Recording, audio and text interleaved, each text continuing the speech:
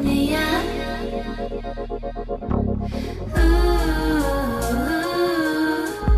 你呀，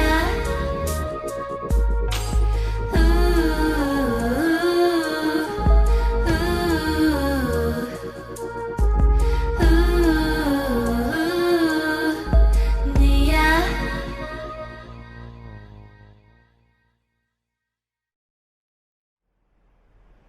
那你倒是告诉我，什么叫做来真的呀？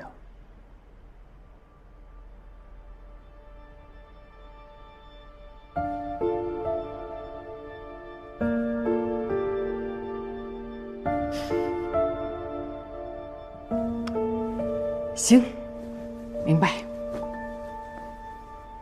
毕竟像我们老周这样有品位，还帅，各方面质量都优秀的男的，世间不可多得。我根本跟你说过，我特别喜欢你这张嘴。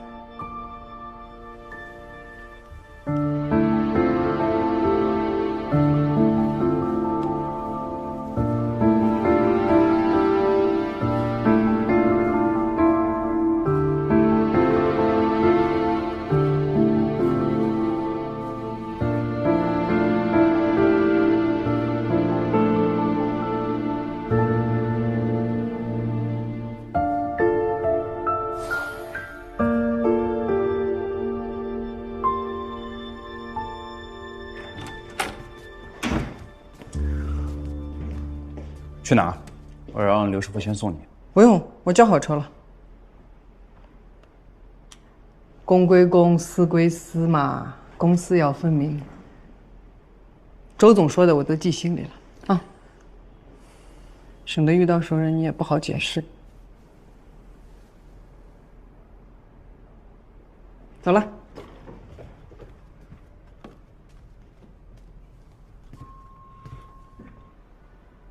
啊。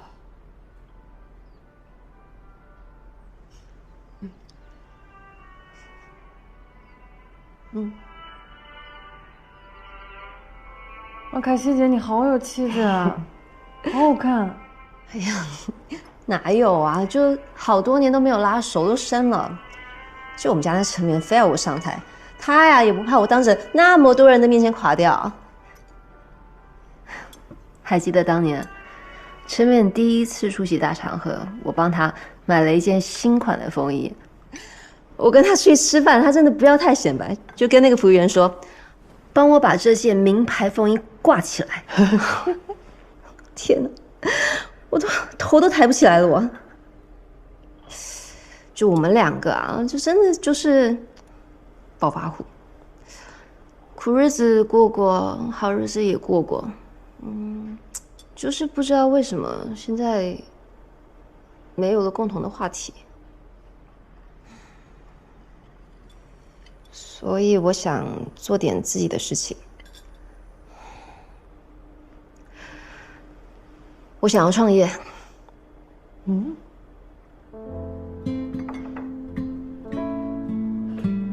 我记得陈冕当年创业的时候，好像还休学来着，是吧？他家里人不反对吗？他们陈家世世代代就出了这么一个大学生，全家都听他的。当年他要创业，我也是支持他的呀。苦是苦了点，那我觉得没有关系。你看啊，陈冕想要创业，得到的全是助推力，家里支持他，女朋友理解他。我们呢，我们就不一样了。我记得当年我想北上的时候，都是偷偷摸摸走的。哎呀，我爸妈知道那个生气呀，挂在嘴边的口头禅就是“自从你做了这个，我们没有一天是开心的”，到现在还在说。所以，我不得不说，我真的发自肺腑的羡慕陈冕。哎呀，宝贝，你还是帮我想想吧。如果今天我想要创业，我可以做点什么呢？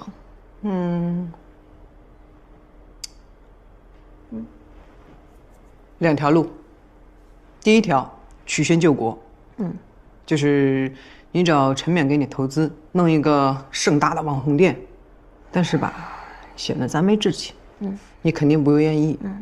第二条呢，就是用你现在的时间精力去置换资源。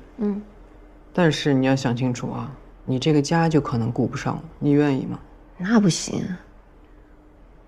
哎，你要不试试自己创立一个品牌？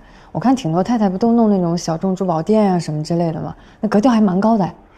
是格调高，失败率也高。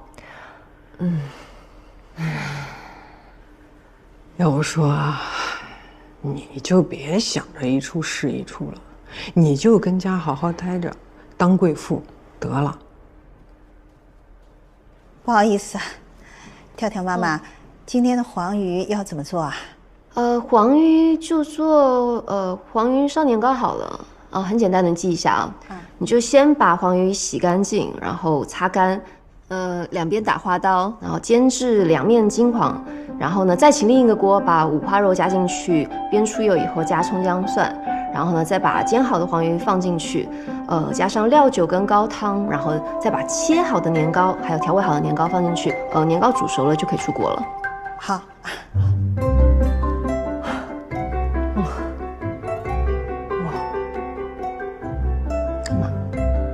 好厉害，很简单的啊。很简单嘛。哪里简单？做过一次就知道了呀。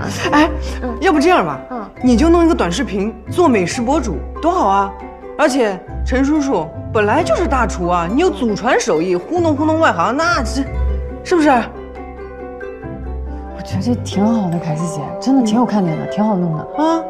是吗？那我有什么卖点呢？你的招魂生活就是你的卖点呢。你以为这个生活谁都能有啊？是不是啊？而且这个菜谱啊，就是一定不要太家常。但是你的表述方式呢，要很家常，就像你刚刚那哒那一段，你知道吧？然后拍的时候呢，千万不要露脸，但时不时的吧，就带到你家厨房的全景。低调的秀，神秘的拍，激发网友的好奇心，大家可吃这一套了。我老爱看这个了。啊，那具体要怎么搞啊？首先，我们得要有一个便宜好用的摄影师，他得前期后期全都包了，活儿还得不错。我认识一个叫肖南科，就是有点心高气傲，总想去拍电影。我在剧组待得多，我可以把那些杂货什么全给你包。可以。好，再高一点，再高一点。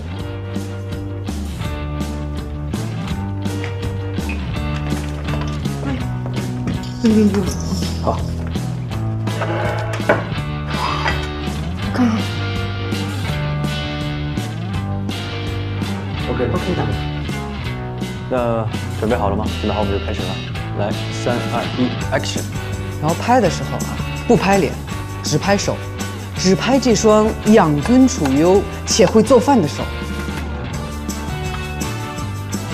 一个固定机位，暖光铺着，小音乐给着，小词儿说着。网红，哇塞，我都感兴趣了。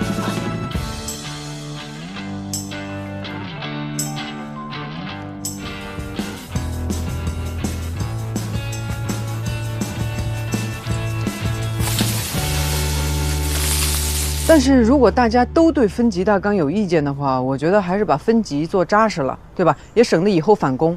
可是老板着急了呀，这么久了，分级始终拿不下来。哎呀，好多东西啊，我觉得在分级上解决不了的，在剧本上都能解决。那老板希望多长时间看到剧本呢？前3集1个礼拜可以吧？打铁趁热，老板等着呢。拜托了。行。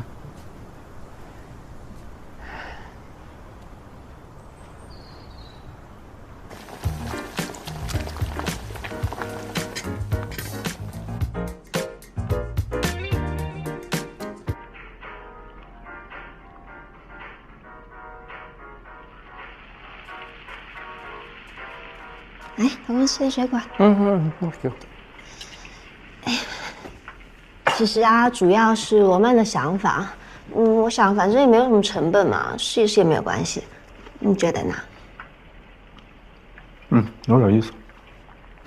真的吗？我就说啊，第1期一定要做那个野生大黄鱼啊，拍起来金灿灿的，可好看了。我们一共呢做了4、5条。哎，老公你知道吗？原来拍这种美食视频啊是不能做全熟的，拍起来就不好看了。还不错，上传了没？反响怎么样？你没有审核过，我哪敢啊？传呗，这种小视频一开始一定不会有水花的，反正你多拍多传，多看看评论呗。哎，老公，要不第1期你来发有纪念意义的？来呀！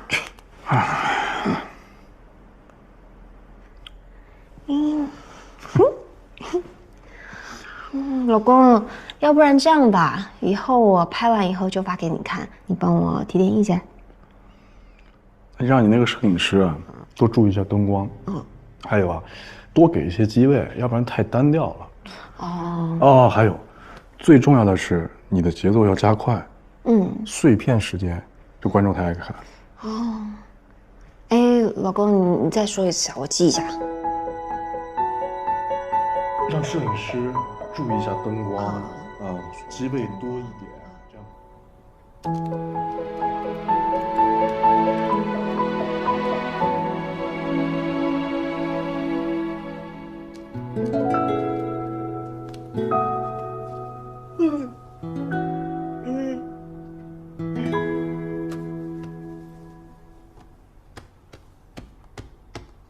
你睡了吗？还在赶剧本呢，你明天回。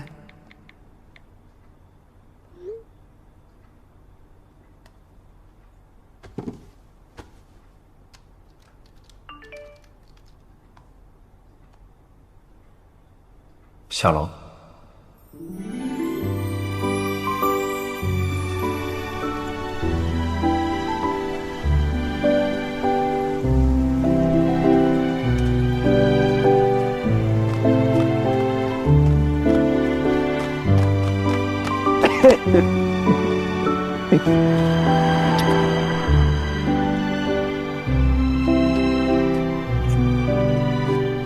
这么晚跑过来，刚下飞机。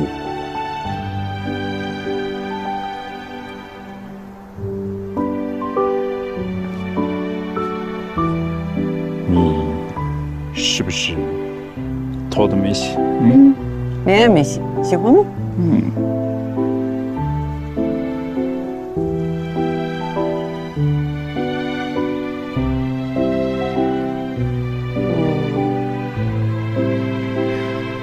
我今天可能不能赶你回去了，要赶剧本呢。上车说。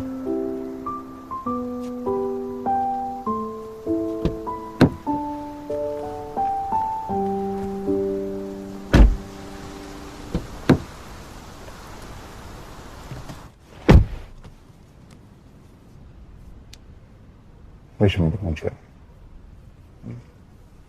要赶剧本，还有好多没写呢。我去了你家，再折腾回来，太麻烦了。有个人没在我家写过。明天艾迪要来跟我一起并肩作战，就别来回折腾了。忍忍，好不好？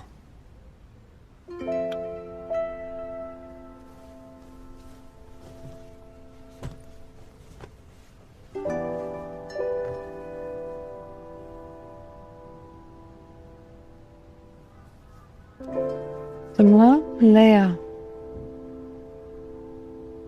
酒店的床是个习惯，好几天没睡好觉了。是不习惯酒店的枕头，还是不习惯身边没有我啦？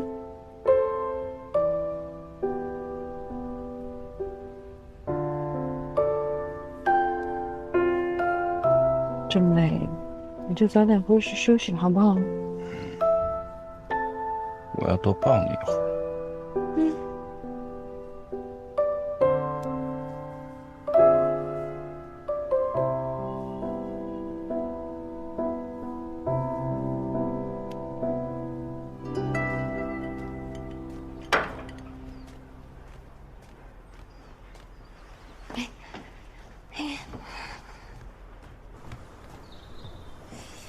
哎呀，宝贝，我发好喽，还是陈明把它抢过去发掉的。他看的还挺认真的，说呢我做的不错，然后啊就一直碎碎念，一会儿说你应该要这样啊，你应该要那样啊，哇，还好他是我老公，不是我老板，不然我就烦死了呀。那不是挺好的吗？说明你们家陈总还是挺在乎你的，是不是？不过我发现啊，他们这些当老板的，是不是都想着一出是一出啊？昨天老周也是，招呼都不打一下，直接到我家楼下了。本来我在赶剧本，还得下去应酬他。哼，你猜怎么着？搞得我真是写剧本写了一夜，服了。你说烦不烦人？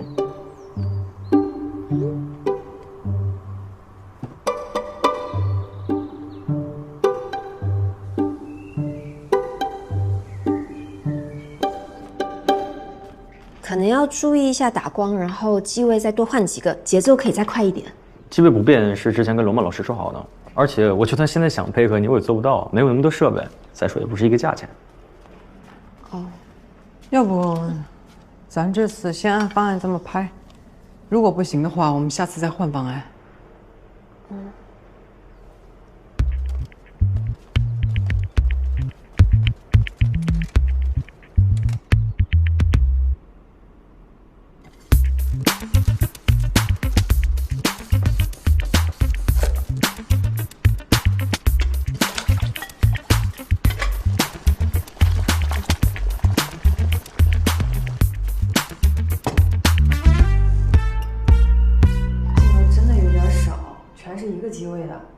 什么叫镜头少？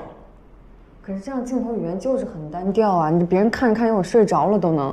网上很多美食博主都是这么拍的。哎呦，那你看进去了吗？你看谁拍的呀？你为什么要学别人啊？那你拍？我拍什么？我不是摄影师，没见过这么不上心的好吗？都是艺术讨论，我们不用太较真。怎么了？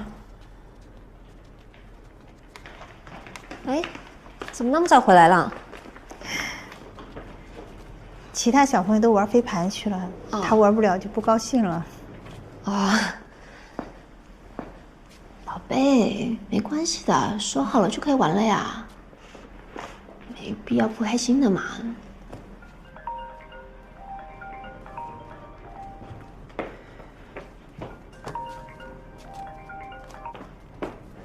喂，老公啊。我妈给你打电话，你怎么不接啊？哦，我刚刚在拍视频，手机静音了。妈就只是想要帮她跟几个闺蜜订一下机票跟酒店什么的。啊？虎头 T 恤？一定要现在吗？一定要现在啊？好。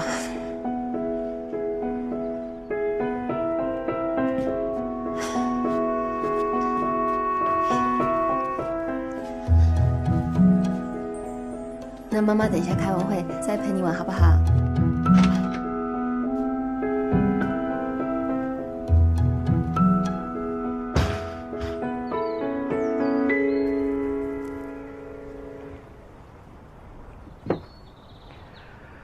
素材我看了，实话实说，挺有失水准，是不怎么样。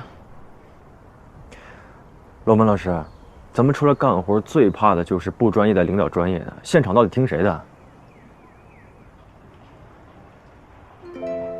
凯西呢，不是咱这行的，肯定是不专业的，但他起码知道自己要什么，不要什么，他会表达。至于钟倾城，你可以找点他的片段来看看。算了，找也找不到他在哪儿。我看过他演的戏，哪怕是一个很小的角色，也能演得活灵活现的。我觉得有的时候，我们不要轻易把专业不专业随随便便的扣在别人头上。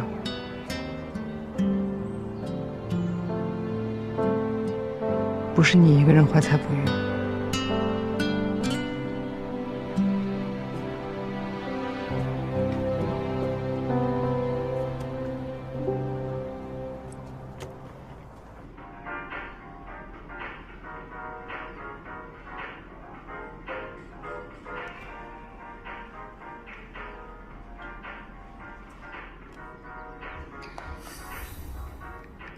视频没什么人看怎么办？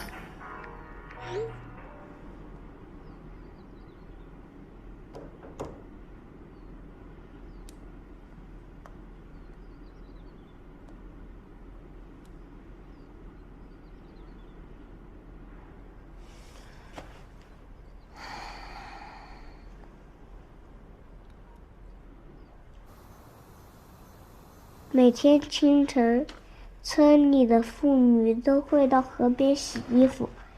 她们将衣服放在石块上，然后用木棍敲打，衣服很快就被洗干净了。看着村民们来来往往，辛苦劳动，石头感觉心里暖暖的。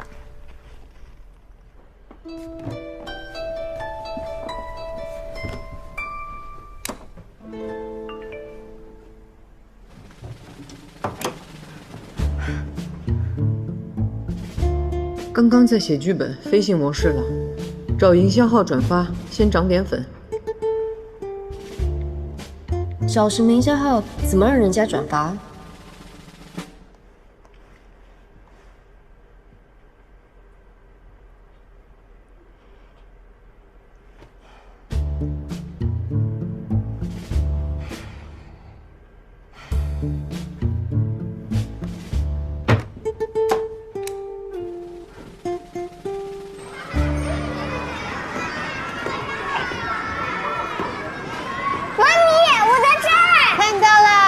手还好吗？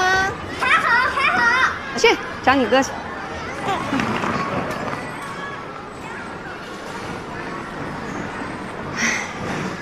这老傅啊，确实做的有点绝了。你说他这个婚礼办的着急忙慌的，够打脸的了吧？他还让薇薇安净身出户。你是讲李维安？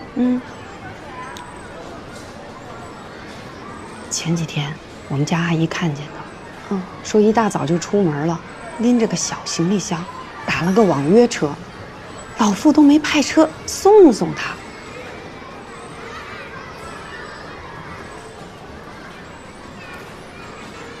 慢点。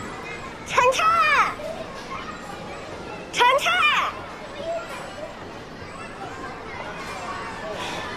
现在这晨晨啊，都是阿姨带的。听说想见妈妈都不让他见，你说孩子招谁惹谁了？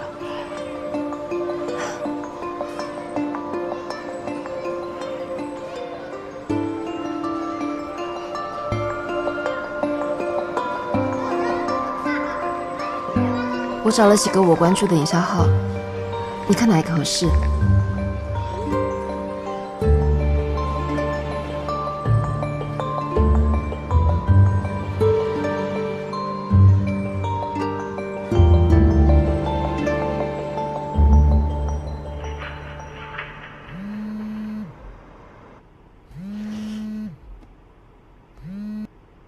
？Hello， 我的宝贝。哟，大编剧终于有空了呀。那个，我刚刚看了一下邓星野的微博啊，行啊，300万粉丝，到时候他随便帮你转一下，你不就爆了吗？可人家凭什么要帮我发呀？这还不容易。第一步，你就发一些那种不动声色的显摆的微博。怎么发？陈凯希，你少跟我装啊！这你还不知道怎么发？我现在打开你微博啊，随便搜一下“老公”2个字，你看我搜到什么？刚刚发现先生的4行经理是一个头像很漂亮的姑娘，我有点不高兴。老公斩钉截铁地说：“我应该是他客户里面最穷的了，你就放心吧。”还有个标题：论男人的套路。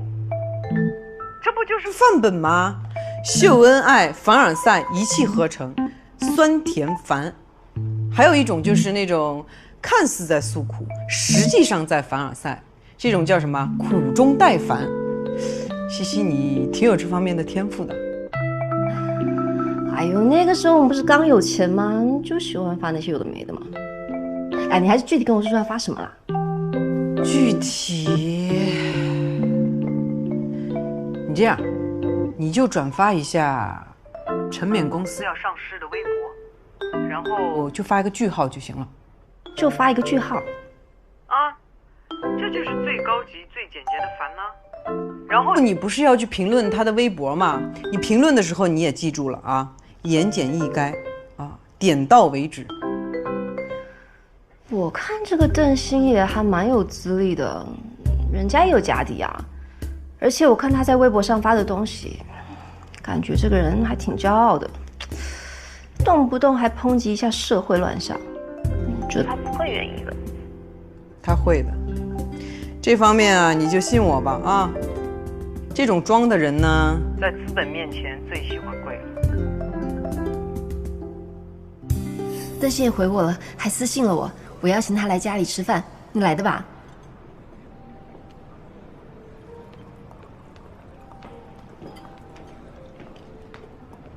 没有。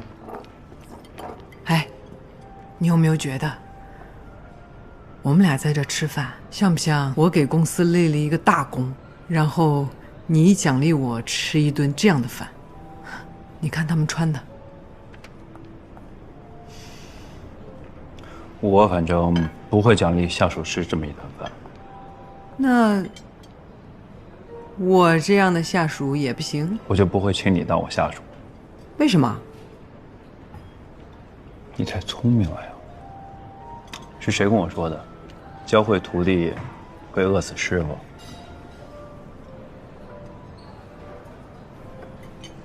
那我就当你夸我吧。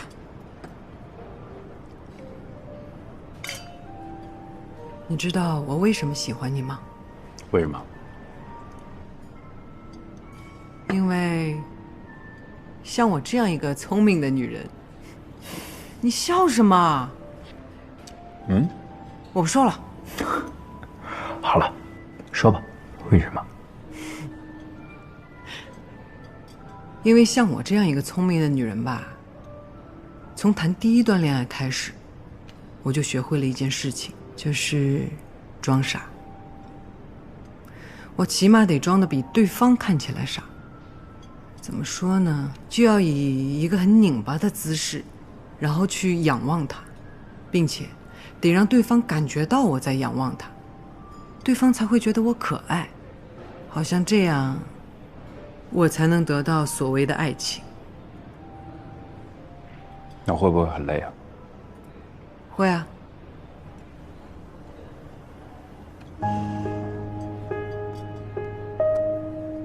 但是跟你在一起不用。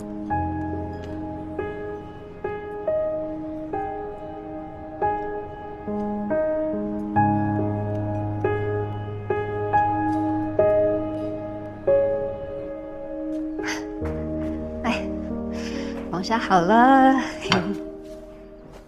这个啊，要趁热吃才好吃。太丰盛了，陈太太，我们吃不了了吧？好不容易请到您，我太开心了。我平时啊可喜欢看您推荐的书了，我一连看了好几本，收获老大了，品味太好了。我敬您一下。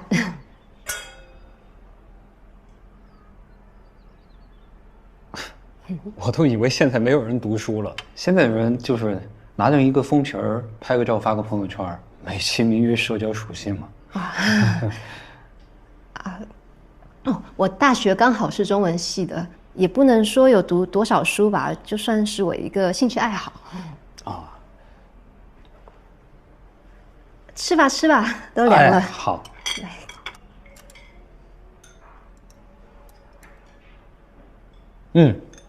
不错。是吗？我97年的时候啊，我写过一篇文章，是关于 Deep Blue 啊。当时我就说哈，我说书籍会因为互联网而消失，人力呢会因为人工智能呢被取代。当时他们觉得我都是在危言耸听。哎，但你现在别说啊，这些事情它都一步一步实现了。哎，你说未来读书和写书还有那么重要吗？归根到底，科技改变了一切，所以说啊，还是陈绵总这样的人，彻底改变了世界。为陈绵总为科技，为新时代，干杯！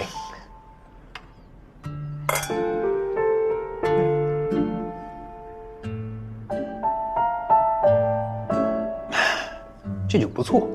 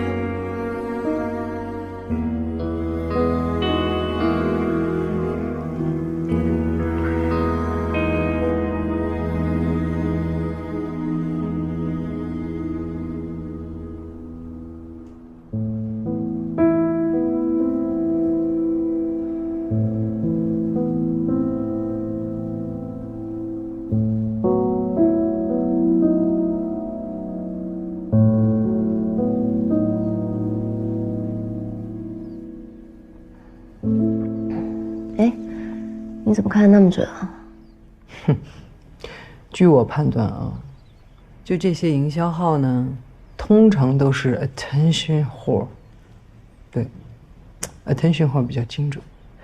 他们的刻薄是只针对特定人群，因为他们认为攻击这帮人是最安全的。普通人呢是偶尔要关心一下的，但是攀附新贵是他们的本能。你真的好厉害啊！怎么样？我看他一转发，你点击量好几万呢，效果挺立竿见影的。嗯。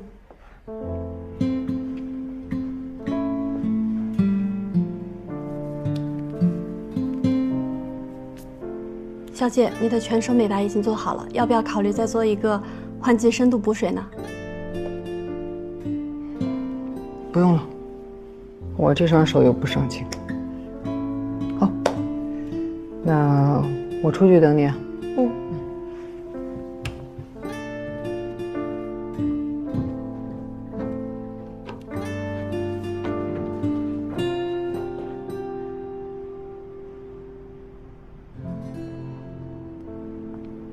小姐您好，可以麻烦您帮我们填一份问卷调查吗？我们有小礼物送您哦。于小姐还是喝花果茶吗？好，您休息一下。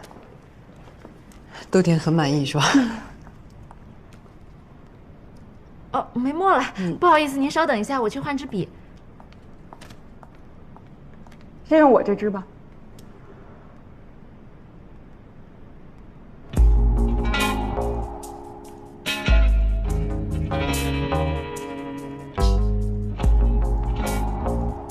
这么完美的女人都留不住她，我凭什么？你先用，没关系。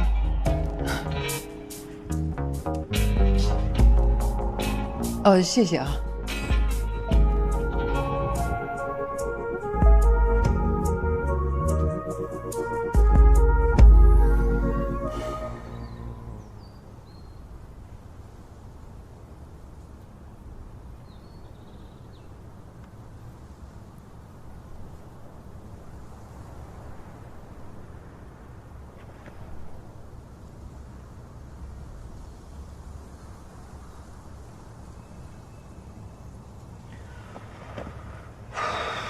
我看到于悄悄了。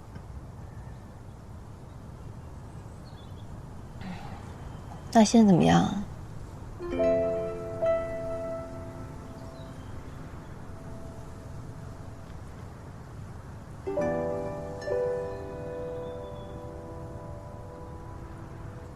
昨天晚上，陈敏回家，我们聊了聊。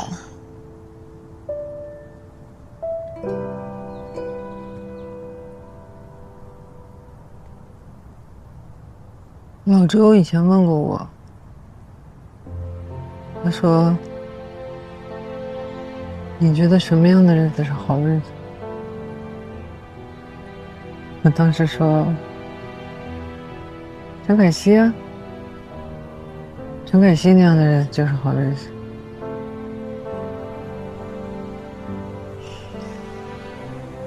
你觉得我过的是好日子吗？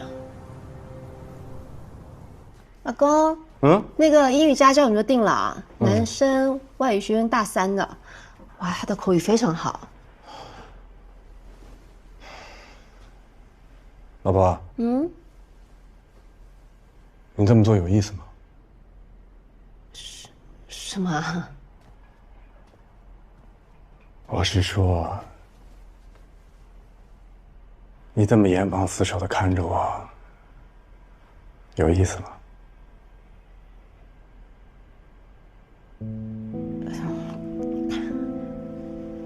老公，你在说什么呀？哎，你还记得老贺吗？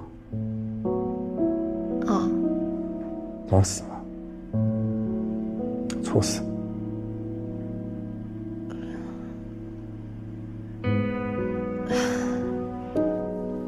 老公，他才46岁，就大我10岁。哎，老婆，我在想啊，我能这么欢实的蹦跶，也就10年，真的，就10年。我可以答应你，10年之后我一定收心，好好回家陪你过日子。但在这之前，我不想委屈我自己。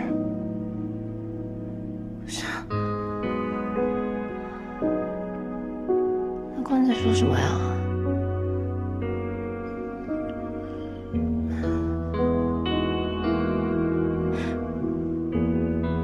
老公，你说过会爱我一生一世的，你答应过我只是对我一个人好的。在普陀山，你当着菩萨的面前说的，你都不记得了吗？我记得呀，我都记得。但是人会有变化的。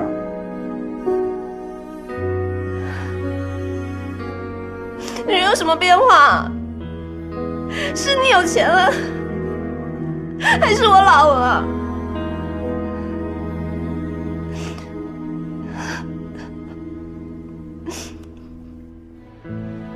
都不是，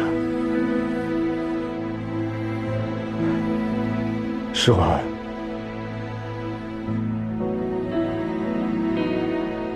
我高估了我自己，低估了人性。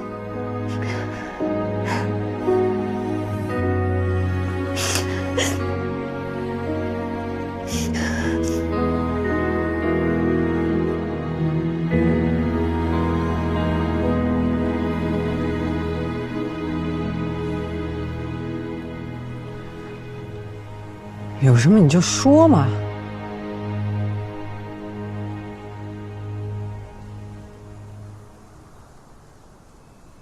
说出来也不解决问题，不说了没意思。我特理解这样的感觉。到底什么时候变成这样的？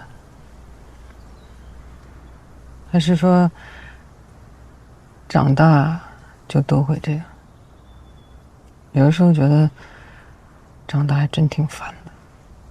小时候多开心啊，说不完的话，一聊一整夜，一聊一整夜，什么破事都可以说，但也解决不了什么问题。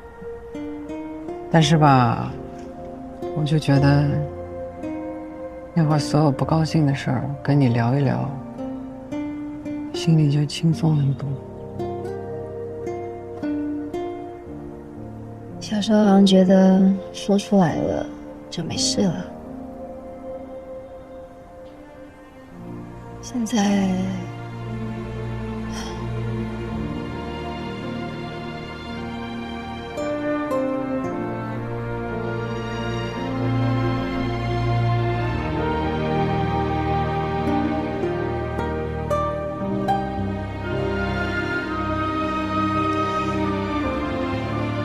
你呢？你想说什么？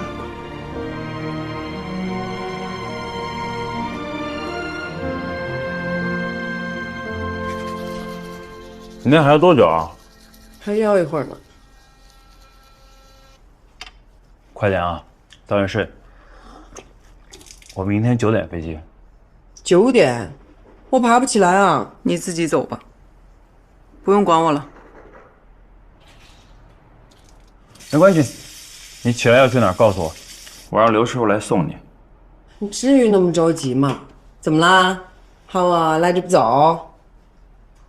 我是真的受不了家里有别人。我妈来，我都是让她住酒店的。知道，不用跟我解释。快点。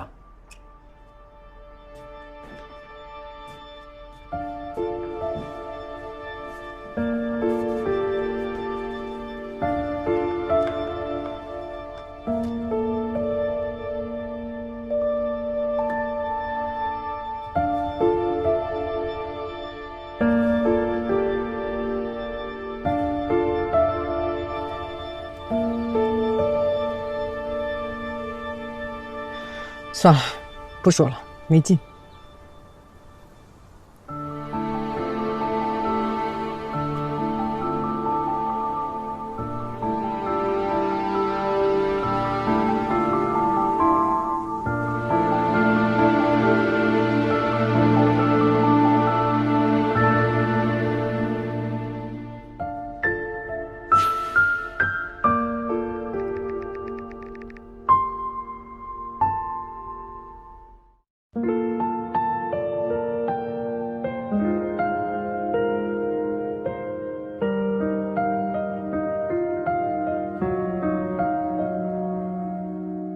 总是天真的以为日子平静的像湖水，其实只一阵微风，日子就干涸如坑。得失之间很暧昧，回首的时候最美，要敢于面对自己。